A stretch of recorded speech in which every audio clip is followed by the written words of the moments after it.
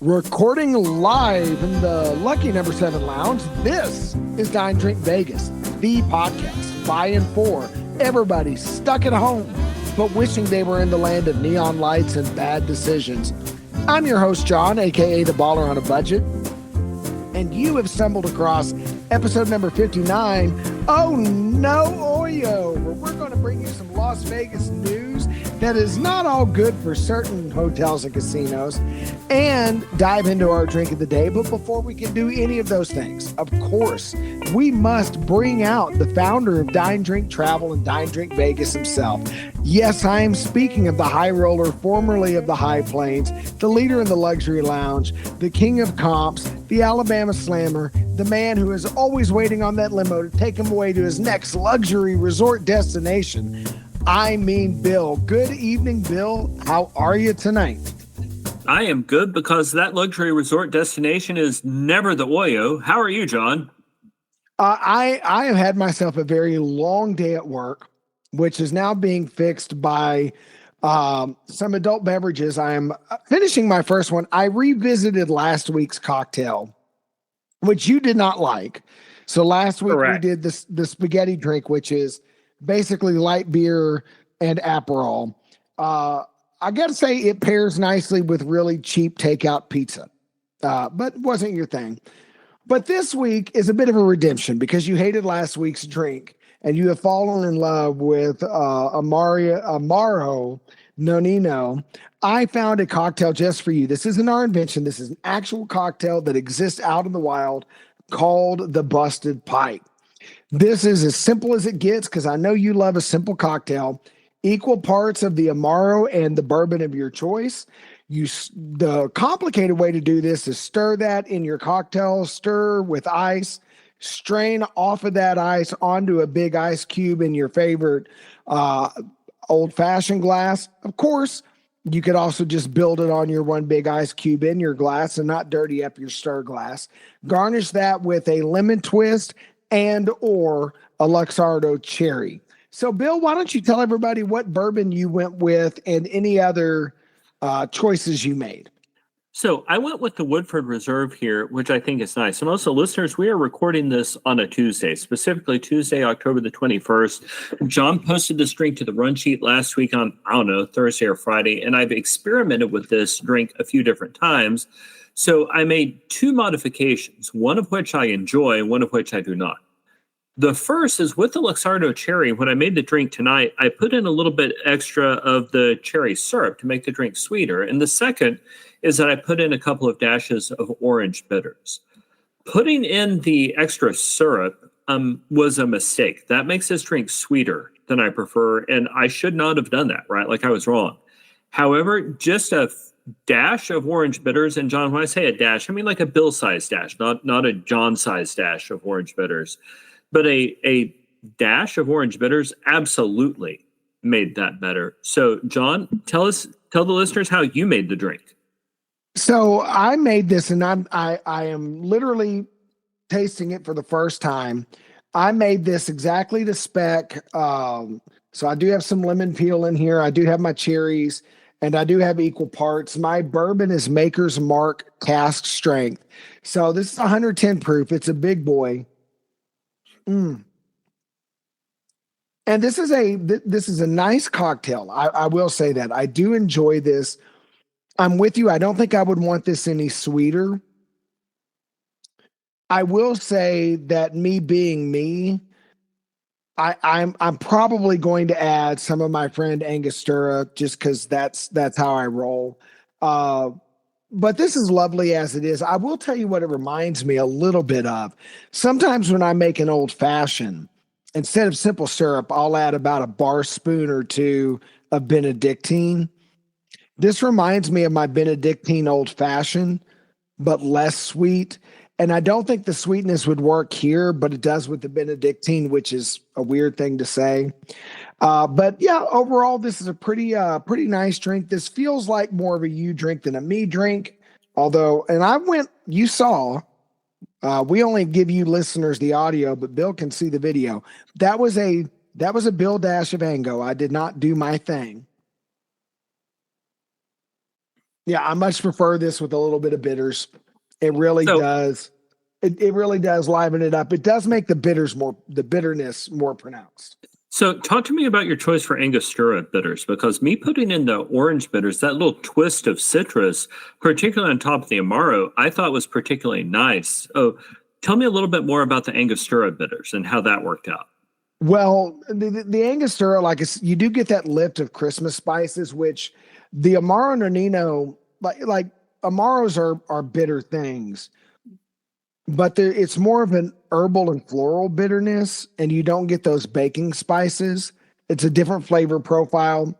It's beautiful, but I feel like with bourbon, I want to accentuate certain things with bourbon, like the vanilla notes that I think the baking spices bring out, and a little bit of Angostura really livens that up and rounds out the Amaro Nonino. Now, if I did my normal amount of Angostura, the Amaro Nonino would fade into the background altogether because Angostura is so aggressive. The Angostura orange bitters or Fee's orange or Reagan's orange would be a nice choice because you get some of those same spices and a little citrus. I've got citrus in mine already, so I didn't need that note. I would say that your choice is probably the wiser of the two. If you do go with just classic Angostura, go easy because you want to round out the Amaro. You don't want to walk over it. So let me ask you one last question before we move on and start talking about news and our sidebar story. So one of my problems is that I essentially cannot buy Amaro Nonino here in Alabama. I either have to drive to Georgia or I have to order it from one of the online liquor stores which is willing to sell in Alabama. So what do you think would happen if I changed the ratios and instead of 1-to-1 bourbon to Amaro, I changed it to a 2 or 3-to-1 bourbon to Amaro? So essentially I'm trying to conserve the Amaro that I have. So I think at that point, the bourbon flavor probably starts to dominate it, and I don't think that would be a good use of a resource that you can get so little of. I think at that point you could probably get your hands on some Benedictine. You can always get bitters. There are cheaper Amaros on the market. There's bound to be an Amaro that they have somewhere in Alabama that would do. Amaro Nonino is a fine Amaro, and it comes with a price tag to boot. We're talking, depending on your market, anywhere from $40 to $60 a bottle. This is not cheap stuff. I don't think I would go that route. I would just save this as a special occasion drink. I will say too, I feel like we need to do a gin and Amaro Nonino combination at some point because I do feel like gin might be a better dance partner, although I worry that the floral notes will conflict. So the first time I do it, it's going to be like a half ounce little taster. But I've got that idea in my head now. I am absolutely willing to get, John, if I followed you into that spaghetti drink, I would definitely follow you into that drink. And I will say too, I was thinking that if you were worried about the botanicals overlapping, I wonder if you made, and I wouldn't even call this a martini at this point because no gin and no vermouth. I wonder about making a martini-like drink with vodka and the Amaro Nonino stirred and served up in a cocktail glass. That may have to happen in some future episode as well. I'm here for it. Okay. Well, here's the big question, Bill. Have I atoned for my sin from last week? You know, you're still in purgatory. You're not yet back to the heaven of cocktails. You're still in purgatory, but sure, you're working your way up the ladder. Well, speaking of purgatory, let's jump into our first news story of the night. Scott of Idle Vegas reported that OYO, who is, by the way, I think this is important to highlight in this news story, OYO is a hotel company. They have fired Highgate, the hotel management company that OYO, a hotel company, hired to run the OYO Vegas for them. I'll pause just to let our listeners let that sink in. I'm still letting it sink in. Yeah, I mean, If you are a hotel company, why are you outsourcing the hotel with your name? Anyway, Paragon will continue to run the casino, though, as we shared last episode, they will do so without table games. Scott says that a major cybersecurity incident, which crippled the booking system, caused the change. But an update dropped last night because I made the run sheet over the weekend. Last night, Monday, October 20th, Scott added that the liquor license belonged to Highgate. And OYO did not bother to get that transferred to them before making the transition, meaning that as of last night, there is no booze at the OYO. So I want you to envision a Las Vegas casino where there are no table games. There's no full service restaurant because the Hooters is closed. The rooms are absolute dirty, filthy garbage, and the online booking system isn't working. And they can't serve you a drink. Is that enticing at all, Bill? So let's go back for a second to the part where you called Hooters a full service restaurant. And sure, they've got very good wings. But no, it's hard for me to imagine staying at the OYO anyway, but I'm certainly not going to do it sober. So I think this is a better question for you, John. You're the baller on a budget. Is there, and this would absolutely be budget, is there any baller there at all? There does not seem to be. And that, that really does. I think both of us, this is going to be important to a side conversation I want to launch into. I think both of us can agree that this is not a property either of us would consider. It's very similar to Virgin. You are in a short enough distance from the Strip that, assuming it's not 110 degrees, you could conceivably walk to the Strip from this hotel, right? Sure. You are right there by the Strip. It's going to be a cheap taxi or Uber. It is walkable when the weather permits. You pass this thing if you're staying on the Strip from the airport, depending on where you're staying, like most of the time you see this thing. I cannot conceive of a reason why a well-maintained, affordable hotel with decent, cheap food and booze and good gambling odds that is that close to the Strip can't pack the house just saying, hey, you can get to the Strip from us. We'll run a shuttle all night, twice an hour shuttle service to the Strip. Come stay with us, save money. We'll give you a good time on the cheap. It just amazes me that they couldn't make this work. More than that, if you are, if I walk into my local McDonald's, and I don't like McDonald's, so this may be a bad analogy, but I think it's about the same market space they occupy. If I walked into my McDonald's and found out that my McDonald's Big Mac was being cooked by Burger King, who had been brought in to run the McDonald's, I would be very confused. If you are a hotel chain, why was there another hotel operator operating your hotel? Well, and particularly given that they had another operator, Paragon, running the casino, which they still are, I'm questioning what OYO's role in all this ever was. Cashing checks, I guess. But I mean, the Paragon thing I get, because they're not the only one. Like, we know that at Resorts World, Hilton does not technically run that casino. That's the thing that happens. The gaming license very often belongs to somebody different. But Hilton does run the hotel, which makes it different here. Like, OYO's not running any part of their business. Yeah. I think OYO just wanted to be able to say they had a Las Vegas property, but they weren't serious about it. And if they're not serious about it, I don't see why we should be. But Bill, this is going to lead to our sidebar, which we're going to do in place of a main story tonight. And I've got 2 questions for you, but let's start with number 1. Of places that you've actually stayed, right? OYO has a reputation as one of, if not the worst hotels in Vegas, but of places you've actually stayed, Bill, what's your worst Vegas hotel experience and why? So I'm going to cheat on this question just a little bit.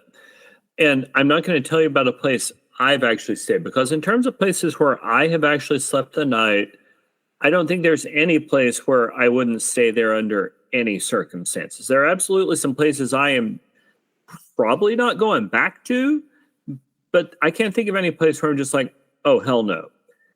The place where I wouldn't go back to that I got up close and personal with is when my brother-in-law, Mark, God rest his soul, stayed at whatever you call the Motor Court Lodge at the El Cortez. Now, to be clear, Yeah.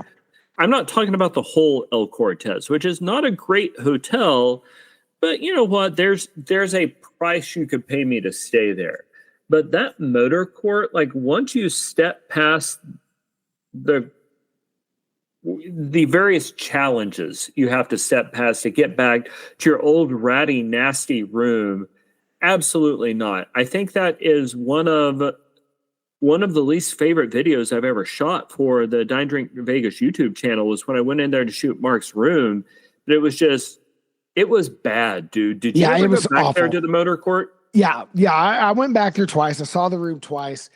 It looked like every horrible hotel room in an 80s or 90s movie where somebody's running from the law, like somewhere that they were hiding from the Terminator in a desert sleepy town at some dive hotel or whatever local motel Mulder and Scully were staying in some podunk town where something weird happened in the X-Files. Just think bad 80s 90s hotel room, and this is pretty much what you imagine. It's that room, right? So yeah, but what about you, John? Like, what is your worst Vegas hotel stay experience? So I will say that I'm going to put an asterisk on this in that I did not start going to Vegas until I was in my 40s. And I started traveling with you, who is the leader in the luxury lounge. So I was older, wiser, knew how to do my research. And I'm going to say that the place I'm about to say is a place I would absolutely stay again because I see the potential. But it's still El Cortez. And you and I had a trip where we both booked different rooms in the original 47. You booked the suite, and you had some serious housekeeping and room readiness issues. I booked a standard room in the original 47.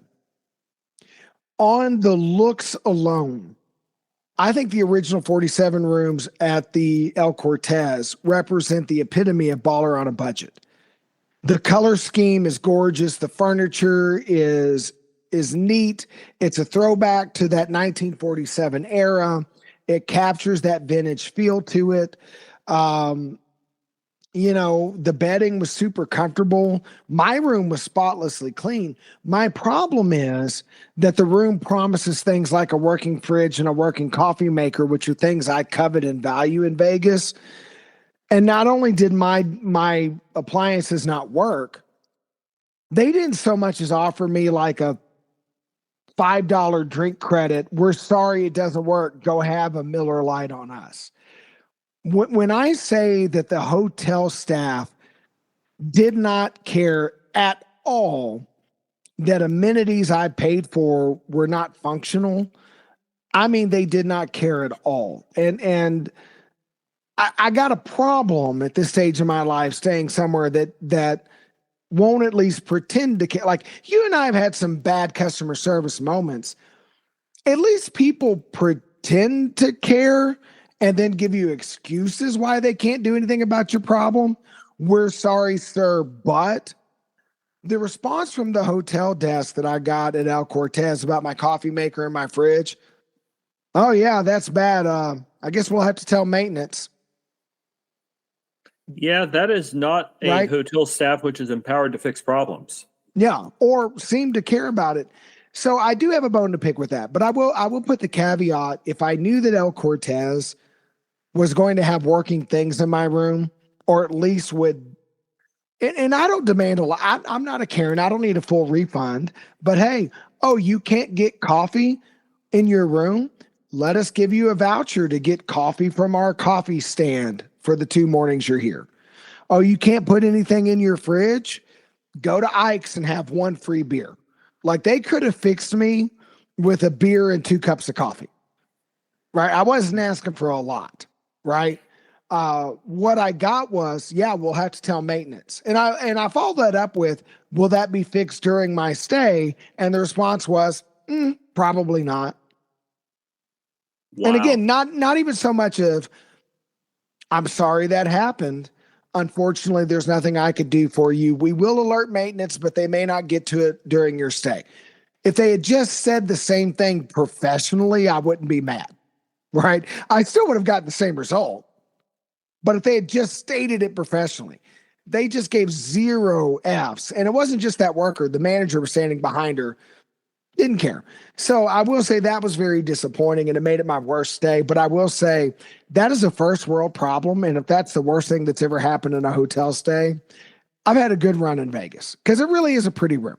It really is. All right, well, let's switch gears, Bill. So we both had the same answer to places we've stayed. Give me some place that, based on reputation alone, you absolutely positively will not stay. So that's hard for me to say because I know there are such places, but they just never come up in my searches. So I'm thinking of 2 right now. One is the OYO, right? Because I don't even know who's in charge of their own hotel. And that. Yeah, but let's take that as a given because I think we both agree. Hell no, OYO. Yeah. The other one is based on the interaction we had during the Labor Day trip, the downtown Grand. And I booked a room there once, and it was fine. It wasn't great, but it was fine. And on the Labor Day trip, we didn't stay there, but we walked through the casino, and literally all of the ticket cash out machines were broken. There was an incredibly long line to cash out your tickets. There was nobody in the VIP line, but they wouldn't serve anybody from the regular line. Like the downtown Grand, it seemed like it was going in a death spiral when we were there, I guess, less than 2 months ago now.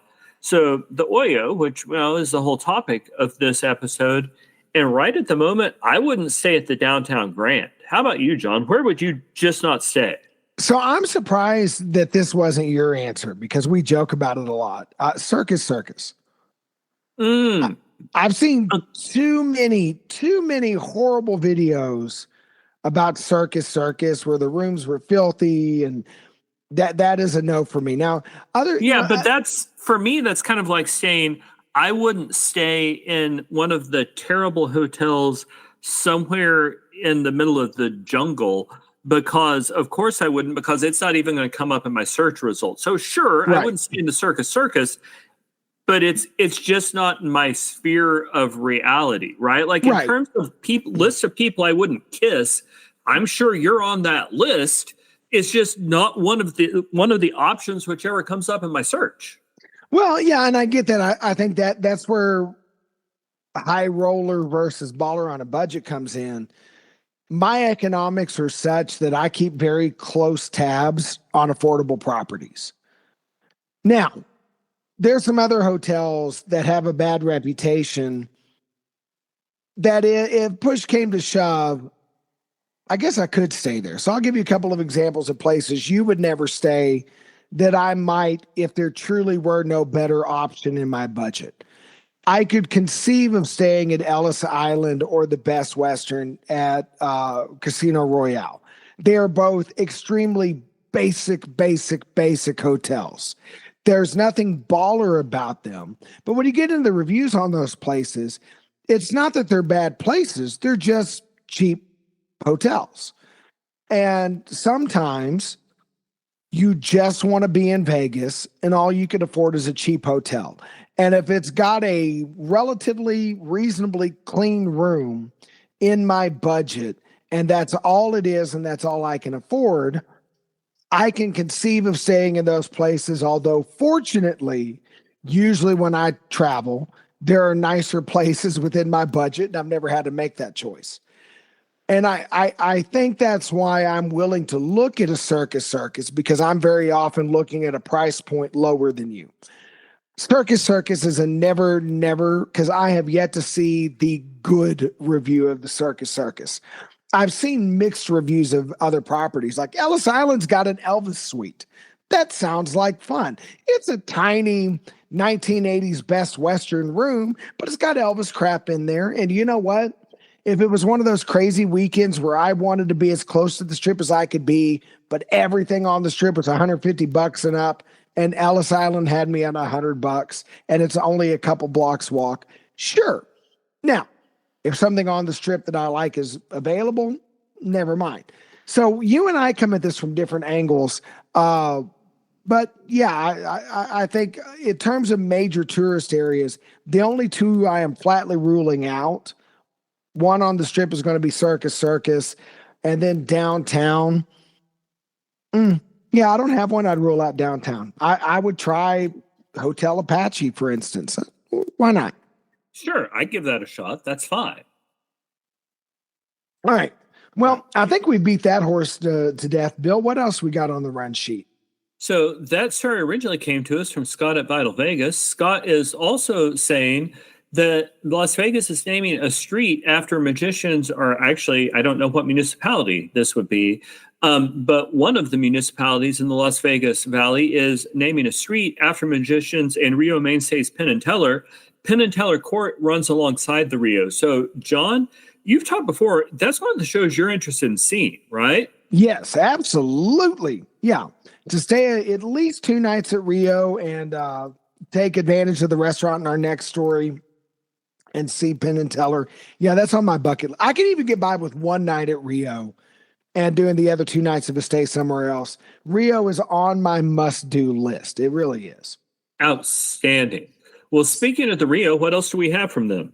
So lots of outlets have covered the opening of James Tree's High Steaks at the Rio and the former Voodoo Steak location. Though I'm going to recommend, there's a lot of coverage out there, but Al Mancini in a recent episode of the Food and Loathing podcast shared some insights, in the opening stages of this steakhouse. Now, he was there for their friends and family night. If you've never worked in a restaurant or had friends who worked in restaurants, the friends and family nights, you don't critique those as a food critic. Those are test runs, right? Things are going to go wrong. That's just the nature of the beast. I've got a good friend of mine who was a culinary worker for 25 years, gotten to do a few test runs at places he's worked. But yeah, it's pretty exciting news. And most of the vibe around the opening of High Steaks has been pretty positive, which I think, Bill, leads into the next story. It does. The Robb Report discussed a new generation of luxury steakhouses coming to Las Vegas. And we've reported before on some of these individual openings, but thinking about them as a group hits a little bit differently. So Simon Kim imported his Michelin-starred Korean steakhouse coat to the Venetian in October. The same month, and we just reported on this, James Tree debuted the aptly named High Steaks on the 50th floor of the Rio. Coming soon is Kwame Onwuachi, who will unveil his Caribbean take on the genre at Maroon at the Sahara this winter. And Scott Sartiano, the mastermind behind Zero Bond, is bringing both his Members Club and Sartiano's Italian Steakhouse to the wind. So individually, I don't want to talk about those places, John, because we literally just covered one of them in the previous story, and we've talked about most of them before. John, what do you think is driving this trend of so many high-end luxury steakhouses in Las Vegas? I think the steakhouse has become the signature dining experience in Las Vegas. And I get it. I mean, there's nothing more quintessentially American than a steakhouse. I also wonder if the current beef prices make it where, you can't afford to cook steak at home, so you save that for special occasions because it's so expensive. So when you go to Vegas, you want a big steak. I will say this, and this is a little controversial. And don't get me wrong, I like a good steakhouse in Vegas. I do. But not to be arrogant, if I get a hold of a good cut of beef, I can make a steak that rivals any of those steakhouses. I am a God-fearing Texan, and I know what to do with a good hunk of beef. I'm not as excited about the steakhouse as the rest of the dining market seems to be. Bill, how important is a steakhouse night on a Vegas trip for you? So let me back up. Listeners, for those of you who've been with the podcast for a while, I will make fun of John recreationally any chance that I can. For those of you who are new to the podcast, welcome. We hope you will come back, and we would very much appreciate your support by leaving a comment on whatever platform you got this podcast from. And in spite of my long history making fun of John, he is, in this case, correct. The steaks he cooks are fantastic. John and I use slightly different techniques. His very best steaks happen when he cooks them inside in a cast iron skillet. My very best steaks come when I grill them outside, but we are both very good at cooking steaks. The reason, though, I think I differ from you a little bit on this question is it's something about the overall experience. Is their steak better than mine or yours? It is not.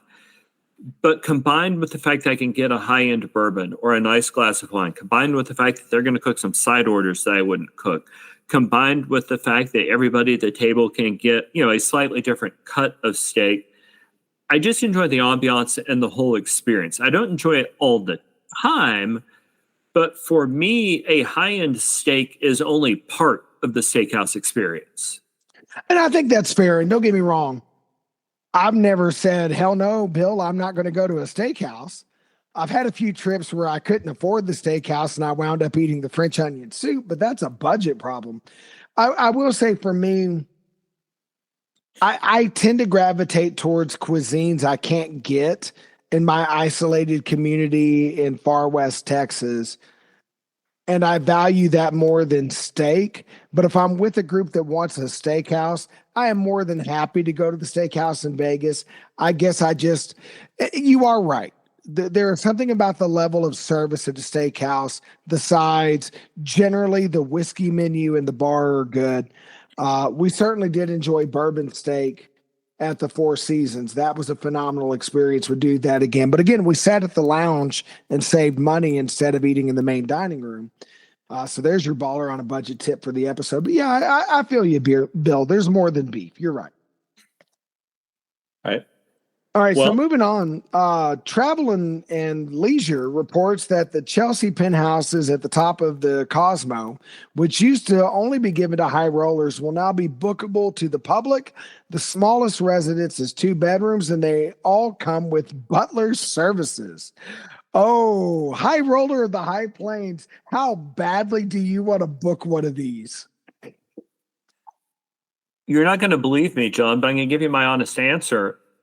I don't, because really, I don't think the Cosmo has much of a personality. Also, I've hit the point in life where, of course, I like nice stuff. Like I will always enjoy shiny things, but I've had enough nice stuff in enough settings. I don't feel the need to do it anymore to prove a point. Doesn't particularly impress any of my friends. It doesn't impress my girl. I don't kind of want a butler up in my business all of the time. And I don't know what they're charging for this, but I assume it's more than I want to pay most of the time. So if somebody was to say to me, hey, Bill, we've upgraded you to this room from free. You were previously staying at the OYO, but we walked you. You're now staying at the Chelsea penthouses. Okay, I will suffer through. It's just not all that high up on my list. Do I assume correctly, John, that because it's not high up on my list, it's probably not very high up on your list? So, yes and no. I'm going to, look, I just generally don't have the budget for this kind of thing. But I do disagree with you. I think that the Cosmo has a wonderful, artsy, whimsical, quirky personality. I'm quite taken with the Cosmo. I've never stayed in the building, but my wife and I have stayed at Vidara twice. And we found ourselves, when staying at Vidara, spending a lot of time in the Cosmo. Now, we did talk about they ruined the Verbena cocktail, damn you, MGM, but the bars in the Cosmo were fun. The casino floor is fun. The dining options at Cosmo were marvelous at every imaginable budget point. You want a high-end meal, they got you. You want some more affordable things, they got you. One of the best bites of food I've ever had in Vegas is the porchetta sandwich at Lardo in their food court. Super Frico is a marvelous Italian food place there at Cosmo. Wicked Spoon was so good, I didn't even get mad when you talked my wife into injuring me to get herself a free buffet. I'm going to disagree with your take that Cosmo doesn't have personality. Now, whether or not this experience is worth what they're going to charge for it, you may be right. But Cosmo itself is a hell of a lot of fun, Bill. I think you're sleeping on Cosmo. John, what do you mean your wife injured you once? I mean, you offered my wife a free buffet if she hit me in the junk with her cane, which she did. And listeners, okay, female listeners, you may not understand this. Gentlemen, it wasn't the direct full contact hit in the giblets. She thought she was doing me a favor by pulling the punch and going for the glancing blow. But gentlemen, if you have ever avoided full contact with your baggage only to have the glancing blow at an angle to one of the twins, you know that actually hurts worse. I could feel it in my teeth, okay? But the duck wings were lovely and we had a good meal anyway. And a Lannister always pays his debts. I absolutely bought her buffet. I note for the record, John, and this may be the least kind thing I've ever done for you. I didn't buy your buffet. No. That wasn't part of the deal. No, you did not. You didn't even buy me a drink. Didn't even buy me a drink. All right, you got to read the next story. I'm mad. Fair, but you've got a drink, and that'll make it better. Newspaper The Sun reports that while tourist numbers continue to slump in Las Vegas, they're picking up in Louisiana gambling districts. Last year, 17 Louisiana casinos brought in $1.27 billion, which was up considerably from the previous year. And that doesn't count the additional revenue that those visitors generated. Now, to be clear, that's still less money, obviously, by a whole lot than any of the various parts of Las Vegas have generated. But, John, why do you, and also listeners, backing up, and we've covered this in previous episodes, there are parts of the Vegas market that are doing quite well. The high-end market in Vegas is doing well. What is hurting in Las Vegas is the lower-end market, the end of the market that John and I tend to occupy. So, John, what do you think? Why do you think these Louisiana casinos are increasing revenues while so many Las Vegas casinos are down? I think it comes down to exactly what you said. And listeners, hear me. We are not jumping on the Vegas and is dead bandwagon because it isn't.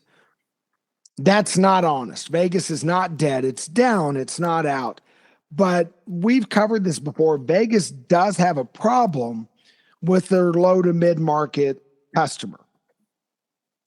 What Vegas used to offer was, even for guys like me who are on a budget, I could go to Vegas for 3 days and forget how hard I work to pay the bills. Because Vegas would offer me fun and luxury at a price even I could wrap my head around. As presently priced, Vegas is making that difficult. Now, I love Vegas enough that I find a way to do it, but it's difficult. I think there's a lot of other Americans that are like, you know what? I can go play in Shreveport, and there are lots of places in Louisiana where I can get, sure, it's not Le Cirque. Sure, it's not a high-end steakhouse, but Mama Boudreaux's Seafood Shack's going to throw more food at you that you can eat at a price you can afford, and it'll be a meal you can remember, because I have yet to go to the Cajun Dive that didn't knock my socks off. And I think when you're looking at the notion of going to Louisiana and having an opportunity to gamble, God knows Louisiana will let you drink more than Vegas will.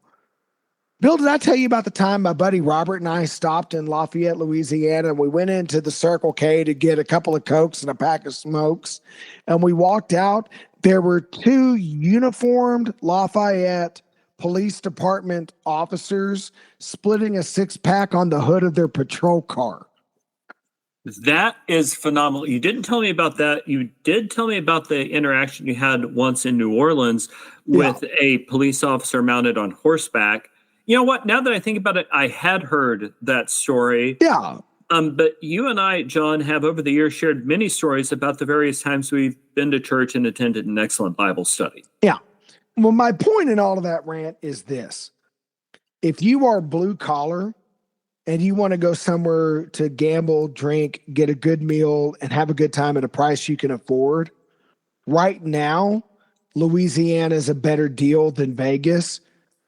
And that should be ringing warning bells in Vegas. Like, I get it, Vegas. You want the whale. You want the high end. I get it. Bubba's got money too. Well, and we talked about this 10 or 15 episodes ago about my trip to Biloxi, which is more convenient to my home here in Alabama. Biloxi is another alternative. As casinos spread across the country, and so many of them are close to good places to eat and other fun things to do, Vegas is going to have to step up its game, or otherwise it's not going to be what it always has been, because it's not 1962 when it's the only place in the U.S. you can gamble. Right. And they seem to be putting all their eggs in the high-end basket, and there's just not that many high-end customers. I think what Vegas did in the 90s was the right approach. I think the Steve Wynn era, the themed casino era, was the right approach. Give us something in Vegas we can't get anywhere else. Increasingly, we can get gambling other places.